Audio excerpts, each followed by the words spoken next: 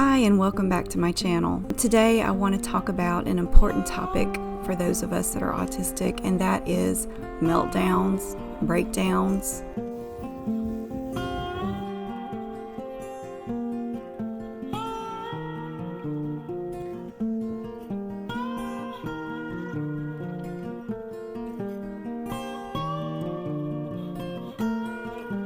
And it's really got me thinking since getting back from vacation. I'm going to tell about my definition of a breakdown, meltdown, and a burnout. And then I'm going to give you the professional definition of those for autistic people. So I want to explain what I mean by breakdown. As some of you know, I've only been diagnosed since 2021, so I'm still learning about this as well.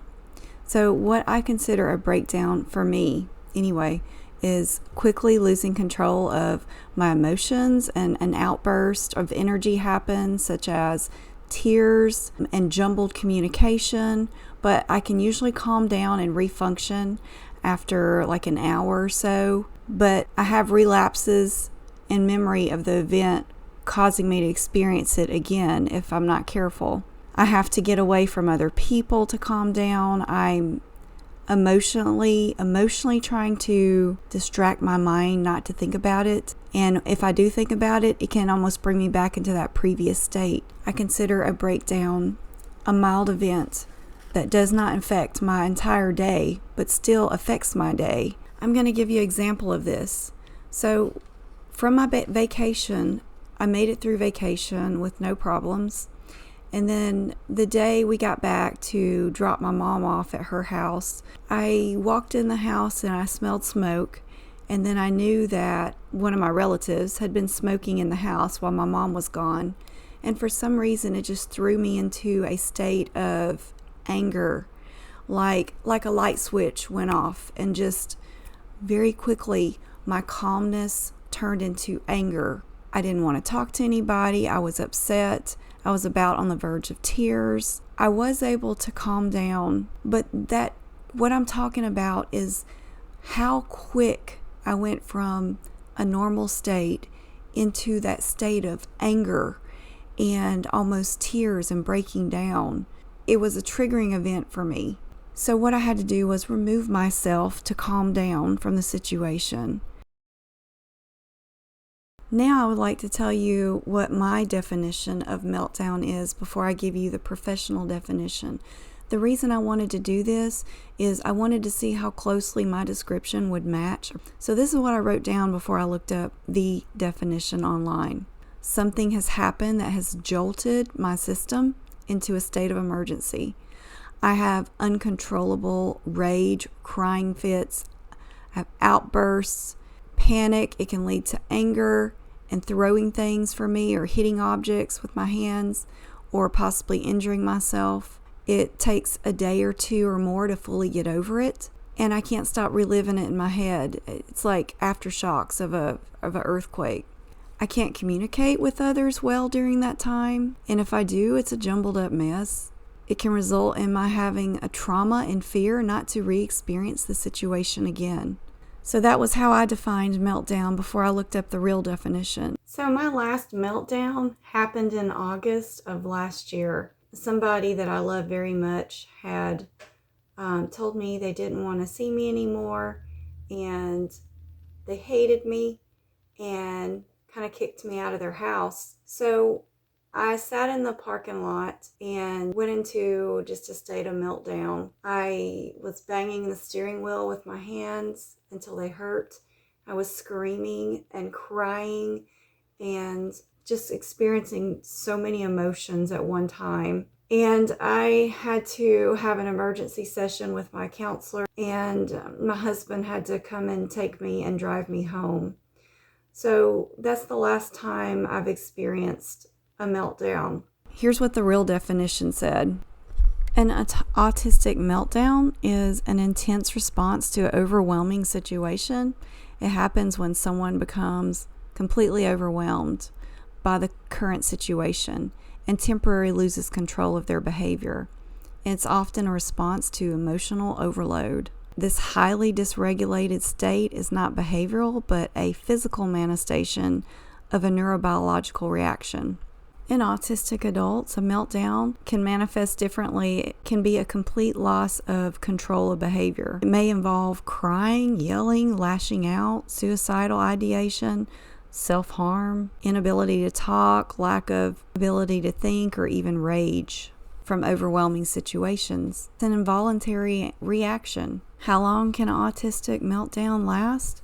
Well, it can vary. It can be as little as 20 minutes after you are away from that initial trigger, to days for some people. You have to, a lot of times, go be by yourself, calm down, and it can take time to regain control of your emotions. And you should definitely avoid trying to discuss it with other people. Have you ever had people in your life who love you, who know you're going through a meltdown, and then right afterward they want to ask you, well, what happened? To do that means you have to relive it. And if you're not ready to do that, don't feel the need to explain to them what happened until you're ready. As an autistic adult, we really need to learn how to recognize the triggers. And, as a child, we can't control that so much. But as an adult, we can, as we start to recognize. This article went on to say that sensory overload is a common trigger.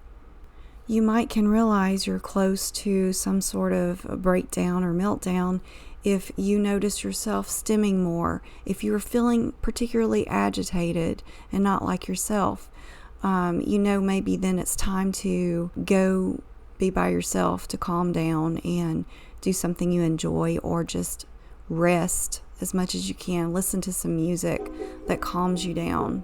If you have had a meltdown, there are some things you can do. You need to remain calm as the best you can in a safe environment that feels good to you to be in that environment. You might like your music. Deep breathing might work.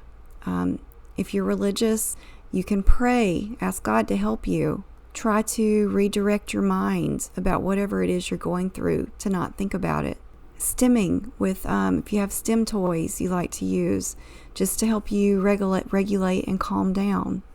And your loved ones need to know what you're going through. They need to know that if they need to leave you alone for a little while, if you need to put a sign on the door and say, do not disturb, do that, whatever it takes. Put your phone on silent if you need to. Don't get those annoying notifications when you are not in the emotional mood to get those. All of my burnouts have been before my diagnosis, if I go back and think. And one I want to tell you about was when I walked out of my job. So the event that led to a burnout for me, that at the time I thought was a nervous breakdown because I wasn't aware I was autistic. I did not know what a burnout was. I worked a full-time job as a social worker, and the stress was just getting to me, all the social anxiety.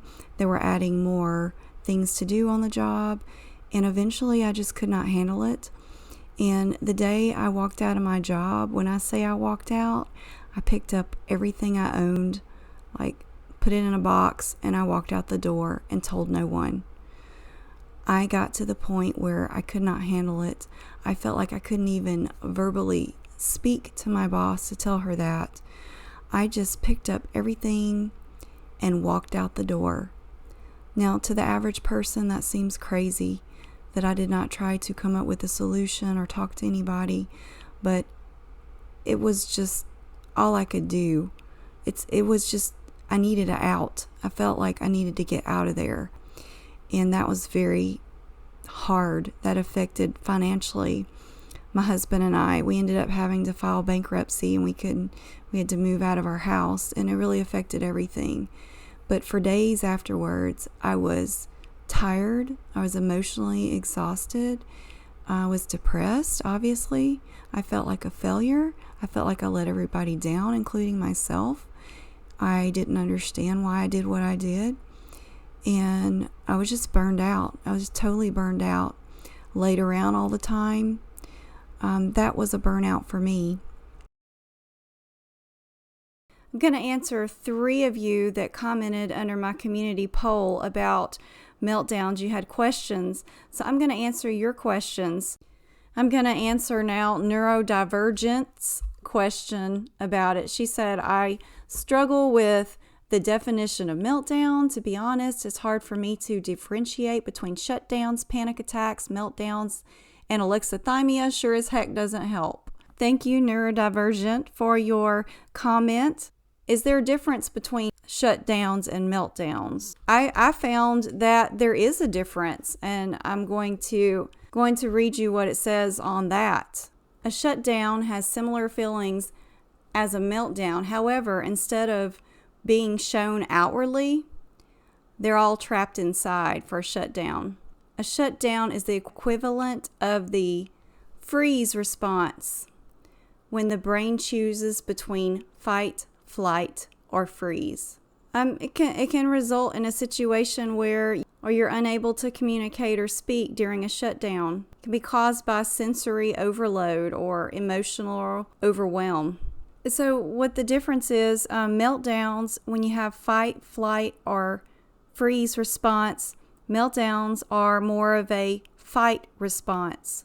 Meltdowns are often the result of situations which are highly stimulating. It can create high anxiety levels, which feel like they can't be escaped. It might be interpreted by some people as a tantrum or an aggressive panic attack.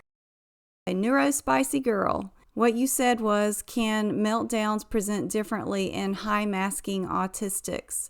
So I was curious, so I went into search and I typed in, are meltdowns different from level 1 autistics than level 3, for instance? And it said, this is true across levels. Many level 1 autistic individuals can experience meltdowns and shutdowns when overwhelmed, though they might be less apparent to others because they either occur at home or in overwhelming situations, which the person may avoid as much as they can.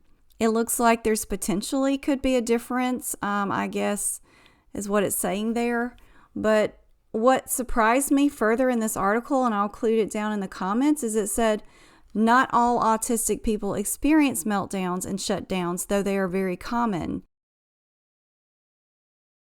Dr. Jessica Mizak, a licensed psychologist, who practices mostly with autistic assessment for adults.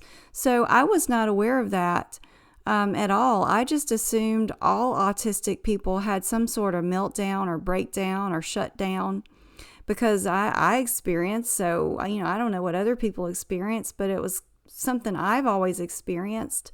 So that was news to me. And it also says she estimates that 80 to 90% of autistic people experience either shutdowns or meltdowns. So that's a very high number. So what they're saying is about possibly 10 to 20% don't experience meltdowns. If you're one that does not experience meltdowns, please comment down below.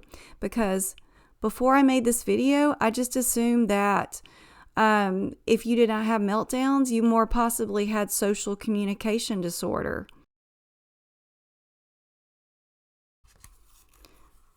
All right, the next comment I was going to mention that was by Gigahorse. So she said her meltdowns, what they look like is crying and hyperventilating, forgetting to breathe, and when they get worse, possibly more self-harm behaviors.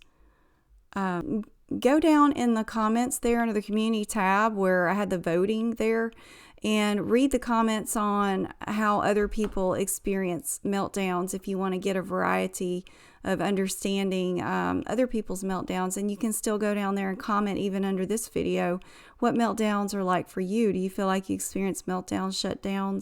Thank you, Gigahorse, for commenting on that and explaining what meltdowns are like for you.